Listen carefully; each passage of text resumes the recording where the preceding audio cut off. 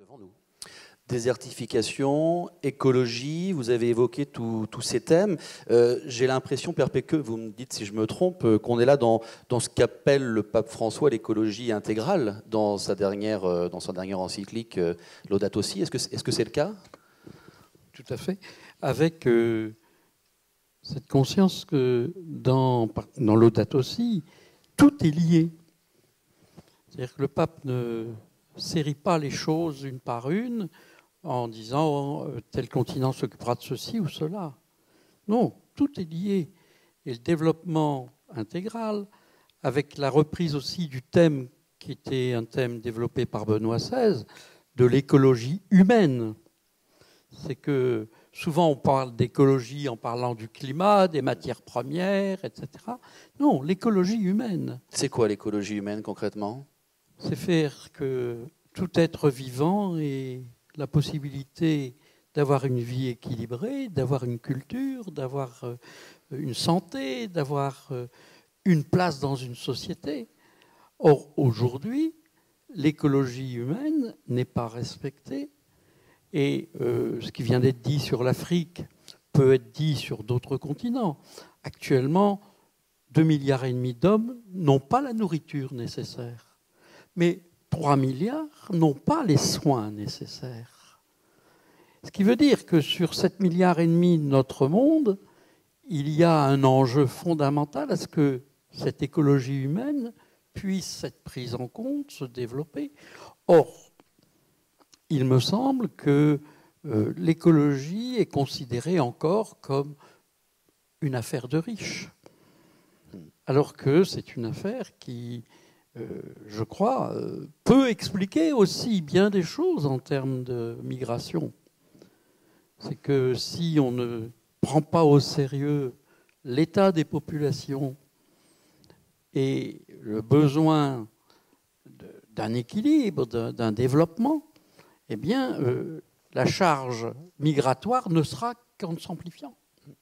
Je voudrais illustrer vos propos avec une rencontre que j'ai faite hier avec un prêtre du Bénin, puisque peut-être que Monseigneur en parlera il y a un instant, mais il y a dans les prochains jours des moments importants entre le diocèse de Parakou au Bénin et le diocèse de Nantes ici, et il me disait évidemment ça, on ne va pas continuer à vous regarder, vous développer gentiment, simplement. Il y a une justice sociale internationale qui est nécessaire aussi pour l'ouverture aux autres, selon vous, Philippe Richard.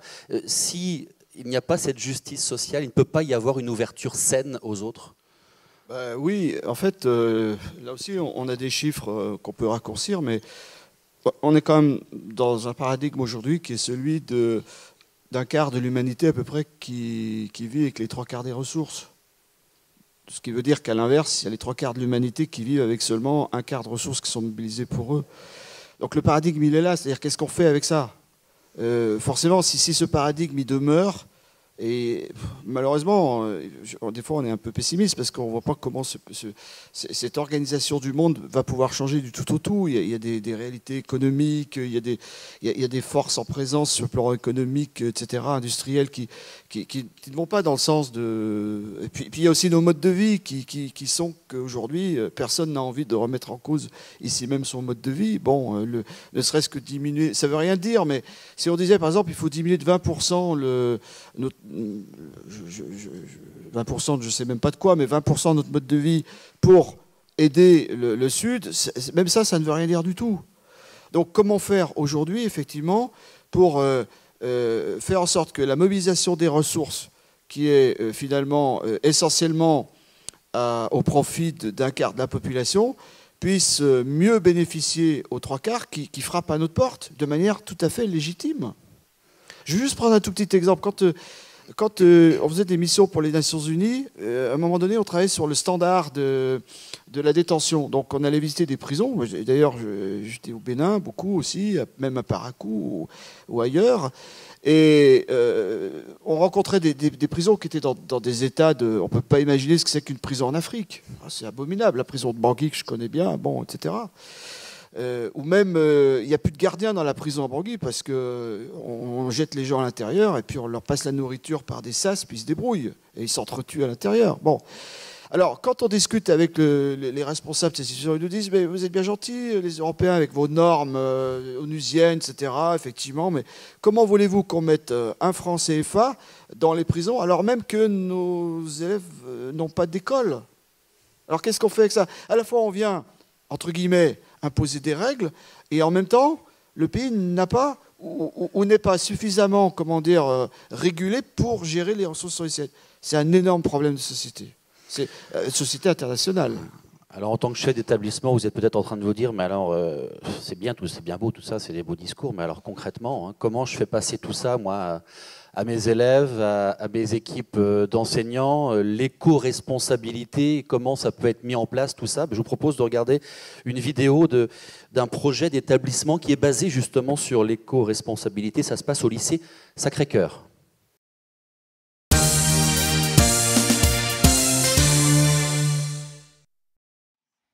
Alors en 2013, la direction a souhaité faire entrer l'éco-responsabilité dans notre projet d'établissement. Le projet a porté donc sur la proximité cette année et a concerné 23 classes et nous avons réalisé 18 activités. On est en seconde commerce et pour l'éco-responsabilité, on a fait des colliers en carton.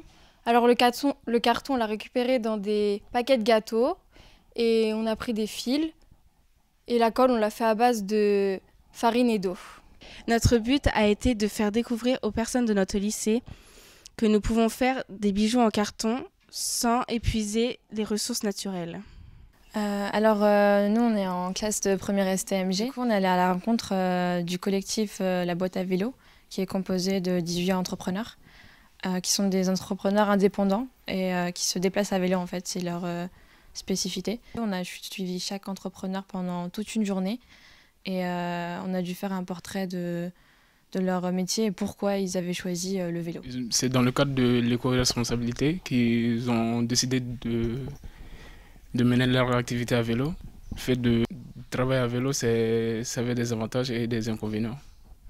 Cependant, l'avantage est qu'ils se déplacent facilement dans la ville. Parce que leur champ d'action, c'est surtout dans le centre de Nantes.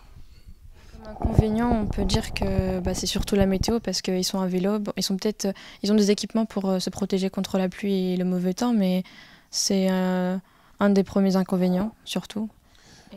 Notre projet cette année était de travailler sur le commerce équitable en essayant différents ballons et en faisant différents matchs. Alors on a choisi deux sortes de ballons. Un ballon qui se trouve dans les GSS ou dans les GSA, un ballon qu'on peut utiliser tous les jours, et un ballon équitable. Et nous avons fait deux matchs, un avec le ballon équitable et l'autre avec un ballon normal. Et nous avons rempli une grille de tests. On a remarqué qu'un ballon équitable ne va pas avoir les mêmes performances qu'un ballon normal. Grâce à ce ballon éco-responsable, j'ai pu adopter un comportement éco-responsable et participer au commerce équitable. Donc nous avons travaillé tout au long de l'année sur une junior entreprise que nous avons créée. Donc elle se nomme Hypercup. Notre finalité est à la fois sociétale, car grâce à nous, nous réduisons la consommation de gobelets jetables. Il faut savoir qu'il y a 126 gobelets jetables qui sont jetés en France à la seconde. Et à la fois sociale, car grâce à nos bénéfices, nous avons offert une sortie à des enfants handicapés au carrousel des mondes marins et bientôt un bac à sable adapté à leur fauteuil roulant. Alors chaque projet a été choisi également en fonction du programme de chaque classe. Par exemple, les Bac Pro Commerce ont créé un questionnaire pour enquêter sur les comportements éco-responsables des habitants du quartier. Les Bac Pro SPVL ont fait un reportage photo sur les lieux éco-responsables du quartier pour toujours faire un lien entre l'activité éco-responsabilité et le programme que les élèves doivent suivre toute l'année.